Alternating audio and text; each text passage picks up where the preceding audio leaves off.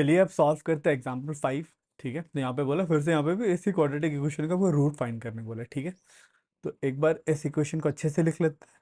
3x² minus 2√6x+2 equals to 0। ठीक है, तो अब आपको ऐसे दो नंबर फाइंड करने हैं, ठीक है, जिसको ऐड करने पे क्या बने, -2√6। ठीक है, प्लस टू -2√6। ठीक है, और उन दोनों नंबर को ही मल्टीप्लाई करने पे क्या बने, ये दो 3 इंटू, इसका मल्टीप्लीकेशन 3 इंटू 2 जो कि है 6।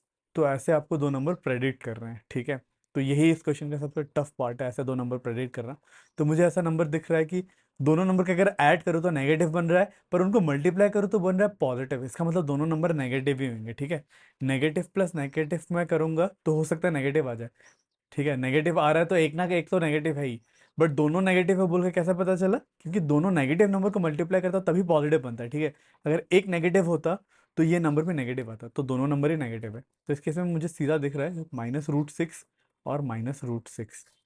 ठीक है, अगर इन दोनों को मैं मल्टीप्लाई करूँ तो बन रहा है +6, इन दोनों को ऐड करूँ तो बन रहा है -2√6। ठीक है, तब इस केस में मैं 3x² इस चीज़ को लिख सकता हूँ, 3x² माइनस 2√6x को लिख सकता हूँ -√6x, -√6x -√6x +2 = 0। ठीक है, अब इन दोनों टर्म्स में से, ठीक है, इन टर्म में से, इन आपस में इन टर्म्स में से मैं √3x एक कॉमन ले सकता हूँ। ठीक है, √3x कॉमन लिया तो बचा √3x -√2।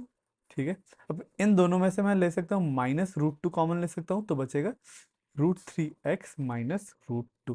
ठीक है, अब इन दोनों टर्म्स में से, इसमें और इसमें से मैं √3x -√2 फिर से कॉमन ले सकता हूँ। √3x -√2 कॉमन ले लिया तो बचेगा √3x -√2 इक्वल्स टू 0, तो इक्वल्स टू 0। ठीक है, अब इन दोनों नंबर का मल्टीप्लिकेशन 0 होता है, तो या तो ये 0 हो जाए या तो ये 0 हो जाए, तो इक्वेशन सेटिस्फाई कर जाएगा।